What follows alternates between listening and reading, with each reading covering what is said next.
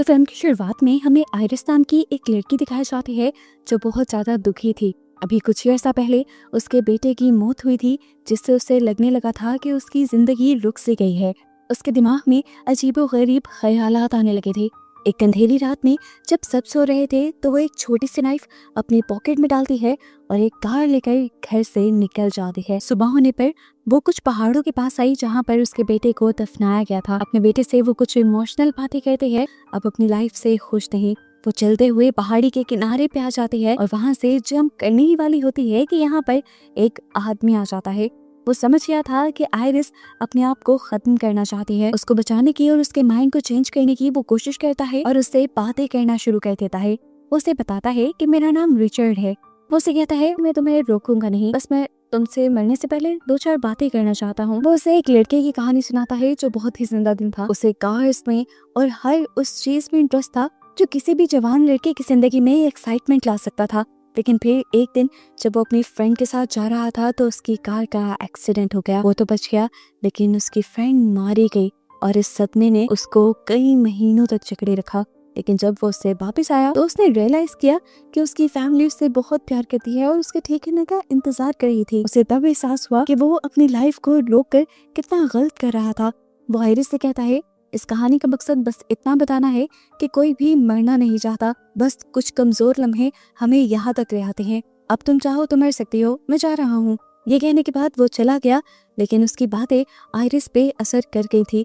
उसने भी मरने का इरादा छोड़ा और वापस अपनी गाड़ी की तरफ मुड़ गई। यहाँ जाकर उसने देखा कि रिचर्ड ने गाड़ी उसके बिल्कुल साथ ही पार्क की हुई थी, जिसकी वजह से वो अपनी गाड़ी का दरवाजा भी नहीं खोल पाई। अब रिचर्ड अपनी गाड़ी से एक अम्ब्रेला लेते हुए उसके पास आया। वो उसे कहता है मैं तुम्हारी मदद करता हूँ दरवाजा खोलने में। यहाँ आइरिस को एक बात अजीब लगी कि वो इतनी धूप में भी अम्ब्रेला लेकर क्यों आया था। वो इस अम्ब्रेला से आइरिस के ऊपर हमला कर देता है और पता चलता है ये एक इलेक्ट्रिक अम्ब्रेला थी, जिससे आइरिस को बुरी तरह शॉक लगा और वो वहीं पर बेहोश होकर गिर गई। उसे थोड़ा बहुत जो होश था उससे उसे बस ये महसूस हो रहा था कि रिचर्ड उसके हाथ पांव बांध रहा है, जिसके बाद वो उसे उठाकर अपनी गाड़ी में फेंक देता है। होश आने पर आइरिस रिचर्ड से बात नहीं करती, बल्कि होशियारी दिखाते हुए अपनी स्मार्ट वॉच से अपने हस्बैंड को कॉल करने की कोशिश करती है और ये चीज रिचर्ड को पता चल जाती है और वो उसे कहता है जितनी भी कोशिश कर लो यहाँ कोई सिग्नल नहीं है, तुम किसी को मदद के लिए नहीं बुला पाओगी। अब इस आइडिया ने तो उसके काम किया नहीं था।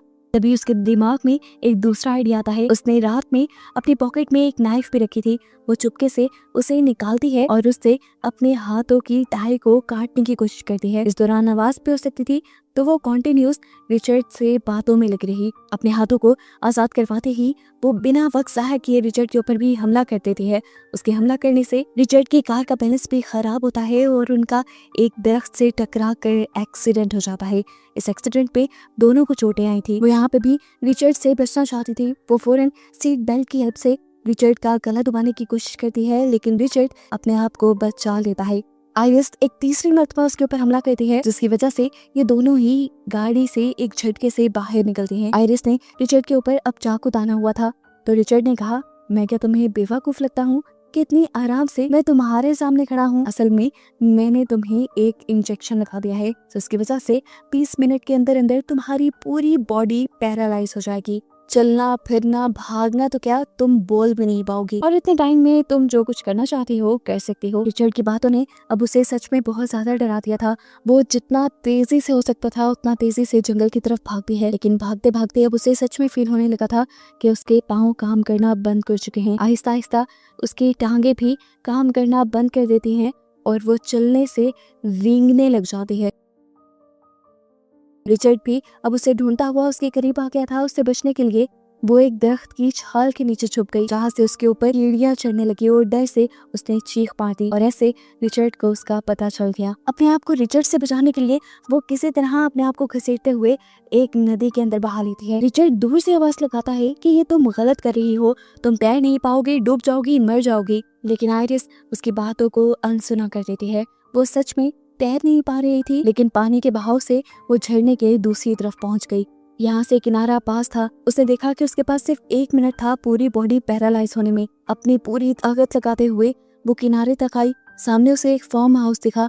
उसने अपनी पूरी कोशिश की उस फार्म हाउस तक पहुंचने की, लेकिन उससे पहले ही वो गिर गई। वो अब ना चल पा रही थी, ना हिल पा रही थी, ना बोल पा रही थी। जो उसके कंट्रोल में था सिर्फ आंख हिलाना। काफी देर यहाँ पड़े रहने के बाद एक बूढ़ा आदमी जो यहाँ इस फार्म हाउस में काम कर रहा था, वो उसे नोटिस कर लेता है। वो उसे पूछता है तुम्हें क्या हुआ, लेकिन आइरिस उसे कोई जवाब नहीं दे पाती। अब ये ओल्ड मैन उससे छोटे छोटे सवाल करता है, जिस तरह क्या तुम मुझे सुन पा रही हो, क्या तुम मुश्किल में हो, क्या तुम्हें मदद चाहिए। आइरिस इन सवालों के जवाब देने के लिए अपनी आंखों का इस्तेमाल करती है। हाँ बोलने के लिए वो एक मर्तबा पलक झपकाती है और ना बोलने के लिए 2 मर्तबा।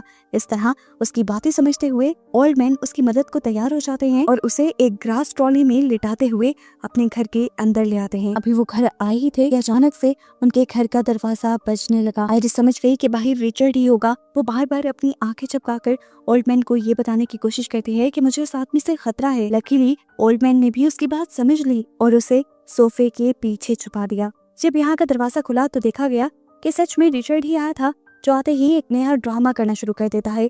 वो रोने लग जाता है इस ओल्ड मैन के सामने और उसे बताता है कि मेरा बेटा मर गया है, जिसकी वजह से मेरी वाइफ सदमे में चली गई है। उसकी बॉडी पैरालाइज हो गई है, मैं उसे ढूंढ नहीं पा रहा, वो कहाँ गई। ओल्ड मैन पहले तो उसकी बातों में नहीं आया और मैंने उसे कहा तुम अपनी वाइफ को कॉल करके देख लो। तो रिचर्ड झूठ बोल देता है कि मेरा फोन तो रास्ते में ही कहीं गिर गया है। उसके ये झूठे मूठे आंसू देखकर ओल्ड मैन भी कहीं ना कहीं उसकी बातों में आने ही वाला था, लेकिन तभी उसकी पॉकेट से उसका फोन बज गया। ये ओल्ड मैन उसका झूठ पकड़ लेता है तो अब रिचर्ड भी अपना असली चेहरा ओल्ड मैन को दिखा देता है। ओल्ड मैन से कहता है ठीक है, अगर तुमने मुझे पहचान लिया है तो सच सच बता दो, तुमने आइरिस को देखा है या नहीं। ये ओल्ड मैन उसे भगाने के लिए पुलिस को कॉल करने की धमकी देता है, लेकिन रिचर्ड उसके ऊपर ही हमला कर देता है। लेकिन वो ये नहीं जानता था कि ये ओल्ड मैन उससे कहीं ज्यादा ताकतवर है। ओल्ड मैन ने उससे अच्छा मुकाबला किया और उससे खूब पीटा, यहाँ तक कि रिचर्ड की ताकत आधी रह गई। वो रिचर्ड को नीचे गिराते हुए पुलिस को कॉल करने ही वाला था, लेकिन तभी रिचर्ड के हाथ एक चाकू लग गया, जिसे उसने ओल्ड मैन की टांग के अंदर स्टैब कर दिया। दर्द से कराते हुए जैसे ही ओल्ड मैन नीचे गिरा तो रिचर्ड ने उसके पांव से वही चाकू निकालकर उसके पेट में बुरी तरह स्टैब करके घुमा दिया और दर्द से कराता ओल्ड मैन वहीं पर मर गया। आइरिस सोफे के पीछे से अपनी आंखों से ये सब देखती रह गई। जो हुआ था बहुत बुरा हुआ था। ये ओल्ड मैन उसकी वजह से मारा गया था। अब क्योंकि रिचर्ड फंस चुका था, उसने एक मर्डर कर लिया था, इन सारी चीजों को छुपाने के लिए वो केरोसिन ऑयल से भरी हुई पूरी कैन इस घर में डाल देता है और यहाँ से इस घर को चलाकर बाहर निकल जाता है। आइरिस जिंदा थी, वो जिंदा जलना नहीं चाहती थी, इसलिए उसने बहुत मुश्किल से अपनी एक उंगली हिलाई और विंडो की ग्रिल में डालकर उसे खोलने और बंद करने लग गई। बाहर से रिचर्ड ये सब नोटिस कर लेता है। वो देख लेता है कि अंदर कोई जिंदा है। जो भी था वो उसके लिए खतरा हो सकता था। जाकर उसने देखा ये तो आइरिस ही थी।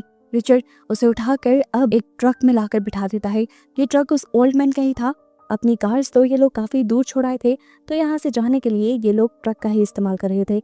आइरिस खामोश थी, बोल नहीं सकती थी, लेकिन वो सुन सकती थी। रिचर्ड को उसकी बेटी की कॉल आती है जो उसे बताते हैं डैड मैं आपको बहुत ज्यादा मिस कर रही हूँ, इसीलिए मैं और मॉम आपके पास आने वाले हैं। रिचर्ड उनसे कहता है नहीं, अभी मेरा काम खत्म नहीं हुआ, अभी तुम लोग मेरे पास नहीं आ सकते। लेकिन अब उसकी बेटी बहुत ज्यादा जिद कर रही थी। वो उसकी बात नहीं मानते और उसे बता देते हैं कि हम तो घर आने वाले हैं। इस चीज से रिचर्ड बहुत ही ज्यादा टेंशन में आ जाता है। इसी टेंशन में उसका एक्सीडेंट भी होते होते रहता है और इससे भी ज्यादा बुरा काम उसके साथ ये होता है कि उसकी गाड़ी में फ्यूल खत्म हो जाता है। फ्यूल डलवाने के लिए वो फ्यूल स्टेशन के पास आता है और आइरिस को एक कैप पहना देता है ताकि सब लोग उसके एक्सप्रेशंस ना देख पाएं। यहाँ पर आइरिस अपने हाथों का पूरा जोर लगा देती है सीट बेल्ट को खोलने में, लेकिन बॉडी के पैरालाइज होने की वजह से उसके हाथ जितने हिल भी पा रहे थे वो भी बहुत बड़ी बात थी। यहीं पर वो एक लड़के को देखती है जिसकी उम्र लगभग उसके बेटे जितनी थी। इसे देखकर वो और भी ज्यादा इमोशनल हो गई। ये बच्चा भी उसे देखकर पहचान लेता है कि शायद वो किसी मुसीबत में है। इससे पहले कि वो आइरिस से कुछ पूछ पाता, उस बच्चे की मॉम उसे आकर यहाँ से ले जाते हैं। ये औरत पहचान की थी कि यहाँ पर आइरिस के साथ कुछ तो गड़बड़ है, इसीलिए उसने पीछे से पुलिस को भी कॉल कर दी और इस गाड़ी का नंबर भी उन्हें बता दिया। वो अब कार को ड्राइव करते हुए वहीं पर लेकर आया था जहाँ पर उसने अपनी कार को पार्क किया हुआ था। वो इस कार को वापस अपने घर की तरफ लेकर जाना चाहता था, लेकिन इससे पहले कि ऐसा करता, यहाँ पर पुलिस ऑफिसर आकर उसकी गाड़ी को रोक लेता है और उसे बताता है कि उसकी गाड़ी के बारे में एक कंप्लेन आई है। रिचर्ड बड़ी कॉन्फिडेंस से उसे कहता है नहीं, आपको कोई गलत फहमी हुई है, यहाँ पे सब नॉर्मल है, मैं बस अपनी वाइफ के साथ ट्रिप पर आया हूँ। तो ऑफिसर कहता है ठीक है, क्या मैं आपकी वाइफ से बात कर सकता हूँ। आइरिस की शक्ल देखकर बच्चा भी कह सकता था कि उसके साथ कोई गड़बड़ थी, रिचर्ड ऑफिसर से कहता है कि वो बस ड्रंक है, इसीलिए वो ऐसी हरकतें कर रही है। इनकी बातों के दौरान किसी तरह आयरिस भी विंडो को नीचे करने में कामयाब हो जाती है। ऑफिसर ये देखते हुए उसके पास जाते हैं तो वो अपनी पूरी बॉडी का जोर सिर्फ हल्की आवाज में ये कहने में लगा देती है कि हेल्प मी, और यहाँ पर सारी कहानी पलट जाती है। पुलिस ऑफिसर को वो इंजेक्शन भी उस ट्रक पे मिल जाता है जिससे रिचर्ड आयरिस को पैरालाइज कर रहा था, और ऐसे उसे समझ आ जाती है कि रिचर्ड ने आयरिस को किडनैप किया हुआ था। इससे पहले कि वो उसे रेस्क्यू कर लेता, रिचर्ड को भी समझ आ गया कि गेम सारी पलटने वाली है। इसलिए अपने आप को सेफ रखने के लिए उसने उसी ओल्ड मैन की तरह इस पुलिस वाले को भी मारना बेहतर समझा और एक बड़ी सी लोहे की चीज के जरिए उसके सर के ऊपर वार कर दिया। सिर्फ एक ही हिट ने इस ऑफिसर का सारा काम तमाम कर दिया। वो मर गया, जिसके बाद उसने ऑफिसर को उठाकर उसकी कार में डाला और ये कार जला दी और पहले की तरह ही सारे सबूत मिटा दिए। अब आयरिस बिल्कुल हेल्पलेस हो चुकी थी। मदद की सारी उम्मीदें उसने छोड़ दी थी। जो भी करना था अब उसे खुद करना था। पैरालाइजिंग का इफेक्ट भी अब उसकी बॉडी से कम होता जा रहा था। उसके अंदर बोलने की भी ताकत आ गई थी, इसीलिए वो रिचर्ड से बातें करना शुरू करती है। वो जानबूझकर उसे इमोशनल करने की कोशिश कर रही थी क्योंकि वो जान गई थी कि रिचर्ड की एक बेटी भी है। लेकिन जो इंसान किसी को मार दे, किसी को किडनैप कर सकता हो, वो कैसे इमोशनल हो सकता है। जब रिचर्ड उसकी इमोशनल बातों में नहीं आया तो आयरिस ने वो इंजेक्शन उठा लिया। उसे इंजेक्शन अपने आप को बचाने के लिए रिचर्ड की टांग में स्टैब तो किया, लेकिन वो इस इंजेक्शन को उसकी टांग में इंजेक्ट नहीं कर पाई। मेडिसिन रिचर्ड के अंदर गई नहीं और रिचर्ड हंसने लगा और उसने आयरिस से कहा, बेचारी कितनी कमजोर हो ना तुम, मेरा कुछ नहीं बिगाड़ सकती। अच्छा, मैंने प्लान चेंज किया है। पहले मैं तुम्हें अपने घर लेकर जाकर मारने वाला था, लेकिन वहाँ तो मेरी फैमिली आ रही है। अब मैंने सोचा है कि मैं तुम्हें नदी में लेकर जाकर मारूंगा। वो बताता है कि पहले मैं तुम्हें बहुत टॉर्चर करना चाहता था, मुझे मजा आता तुम्हें ऐसा करने में, लेकिन अब मेरी फैमिली ने मेरा सारा प्लान बिगाड़ दिया है। वो उसे लेकर नदी के किनारे आ जाता है और उसे घसीटते हुए एक बोट में बिठा देता है। आयरिस आधे जिस्म की ताकत के साथ वहीं पे बैठी हुई थी। वो अपने आप को बचाने के लिए अभी भी कुछ ना कुछ सोच ही रही थी कि तभी उसे रिचर्ड की बैग में एक चाकू नजर आता है और उसके दिमाग में एक नया आइडिया आ जाता है। वो यहाँ रिचर्ड के सामने रोने का ड्रामा करती है और रिचर्ड से कहती है कि मेरी पेन की पॉकेट में मेरे बेटे की फोटो है, मैं उसे आखिरी मर्तबा देखना चाहती हूँ मरने से पहले। क्या तुम मेरी पॉकेट से वो पिक्चर निकाल दोगे? रिचर्ड हंसा, लेकिन वो उसकी ये बात मानने को तैयार हो गया। उसके करीब आया और जैसे ही वो नीचे झुका तो आयरिस ने बिना बख्साया किए उसकी पीछे से चाकू बाहर निकालकर उसकी गर्दन से नीचे की तरफ से मुंह के अंदर स्टैब कर दिया। दर्द से वो पागल होने लगा। आयरिस को मारने के लिए उसने अपनी गन निकाली, लेकिन आयरिस ने उसकी गन ही छीन ली और उसे को शूट कर दिया, जिसकी वजह से वो पानी के अंदर गिर गया। आयरिस खुश थी, उसने अपने दुश्मन को मार दिया, एक किलर को उसने मार दिया।